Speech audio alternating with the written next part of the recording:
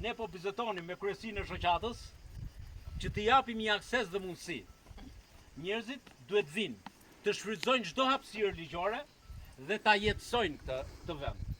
Sepse Zoti na ka falë bukurit, ne duhet të japim investimin dhe turistë vendas dhe të huaj ta shikojnë të vend të mrekullueshëm, por të shijojnë dhe gastronominë, kulinarinë, të cilat janë të pakrahasueshme me vende tjera.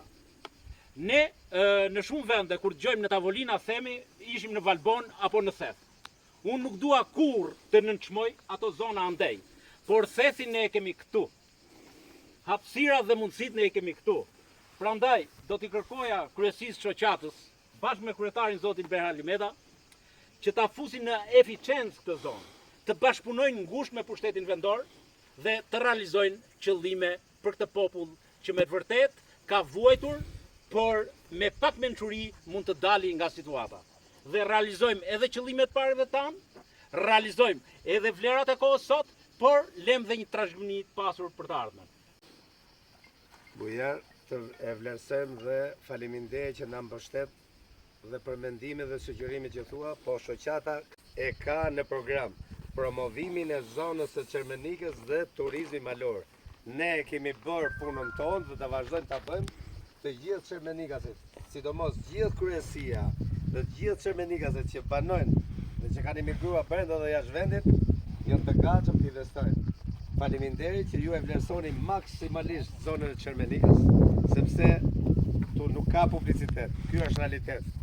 Kemi ca problem rrugën, ato do ta zgjidhim, duke bashkëpunuar me pushtetin vendor, do zgjidhim ky segment dhe çdo gjë. Faleminderit. Tu sot janë disa investitorë që kanë bërë investimet gjigante në Tiranë. Prandaj, por edhe nga Librazhdi, që kanë investime, kanë futur mendjen punë. Por kemi dhe një kryetar komune, zotin Xhelatin Luka. Pra, të gjithë duhet sinkronizoni mendjen që ne të arrijmë rezultate. Përshëndes gjithë komentet dhe mesazhet me cilët ju përcjellni zoti kryetar. Dhe them që jemi në një vend të mrekullueshëm ku natyra na e ka falë këto bukuri dhe këto shanse për t'i dhënë jo vetëm ne që jetojmë këtu në këtë vend, por të përcjellin në gjithë banorët e kësaj krajine këtë lloj idesh, të cilat Çermenika mbetet gjithmonë vendi i mrekullive për gjithë. Dhe unë kam titulluar dhe kam thënë shpesh që këtë që ne përjetojmë çdo muaj ngushtë, ta quajmë takim me vetëlindjen.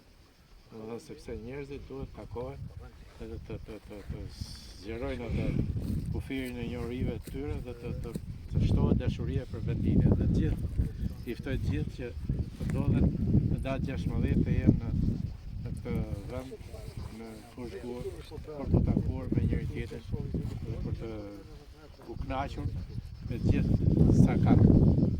Prandaj dhe ju zotë Bujar, faleminderit që përcjellni këtë dhe